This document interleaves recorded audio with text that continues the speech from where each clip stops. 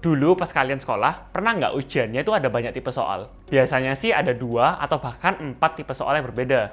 Mungkin ada yang urutan soalnya diganti, atau ada juga yang soalnya bener-bener beda. Kalau nggak pernah ya nggak apa-apa deh. Bayangin aja, kalian belum belajar nih. Terus tiba-tiba ada ujian pilihan ganda. Terus setelah baca-baca soalnya, susah banget ternyata. Kalian nggak ngerti apa-apa. Akhirnya kalian nyontek teman sebelahmu deh. Pas setelah ujian, teman-temanmu pada heboh. Soalnya ketika mereka membahasnya, ternyata semua soal itu beda-beda. Ada yang dapat tipe A, tipe B, tipe C, dan tipe D. Dan kamu nyontek ke temenmu yang tipe soalnya beda dengan kamu. Waduh, salah semua dong jawabanmu. Nah, hal ini juga sama terjadi di dunia personal finance. Most of the time, jawaban-jawaban setiap orang itu berbeda. Tapi sayangnya banyak orang yang sukanya itu ikut-ikutan aja. Kripto A lagi heboh, langsung beli. Investor terkenal lagi beli saham B, langsung beli. Fenomena ini biasa dinamai dengan bandwagon effect atau herd behavior. Secara definisi, bandwagon effect merupakan fenomena di mana orang-orang itu melakukan suatu hal hanya karena banyak orang lain yang melakukan hal itu juga, bahkan sampai mengabaikan kepercayaannya sendiri.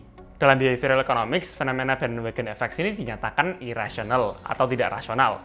Jadi hal-hal seperti ini harus dihindari. Karena di dunia personal finance, tujuan investasi, risk tolerance, knowledge, dan time frame, serta banyak aspek lainnya itu bisa sangat berbeda untuk setiap orang. Misalnya Warren Buffett borong saham Coca-Cola. Pasti ada banyak orang yang mau ikut-ikutan. Apalagi Warren Buffett kan one of the world's best investor. Mungkin on the surface kelihatan a good move kan? Warren Buffett kan investor yang jago banget. Beranilah ikut. Tapi apa orang yang ikut-ikutan Warren Buffett itu tahu game plan-nya Warren Buffett? Kalau game plan-nya ternyata nge-hold saham Coca-Cola selama 40 tahun, apa mereka siap? Yang time frame-nya cuma harian gimana? Atau kalau ternyata habis itu sahamnya turun banyak? Yang risk tolerance-nya rendah gimana dong? Nggak cocok banget kan? Nah, ini kenapa aku sebagai content creator juga nggak mau fokus membuat rekomendasi-rekomendasi yang tinggal diikutin aja. Karena ingat ya, rekomendasi-rekomendasi itu nggak applicable untuk semua orang. Memang ada yang bisa cocok, tapi banyak juga yang nggak cocok sama sekali. Ayo deh kembali ke contoh ujian di awal.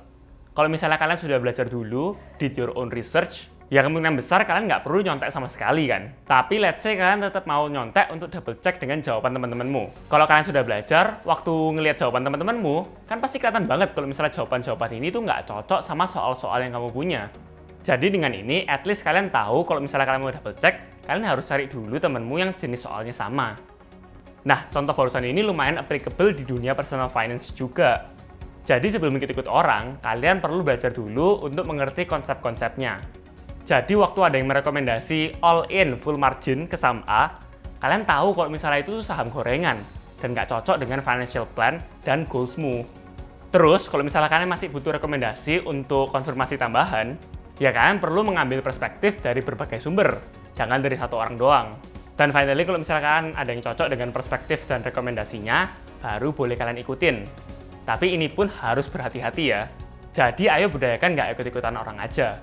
Doing your own research, dan jangan mengambil kata-kata influencer begitu aja. Always double check. Karena ingat ya, what works for a person might not work for others. Thank you for watching. See you next time.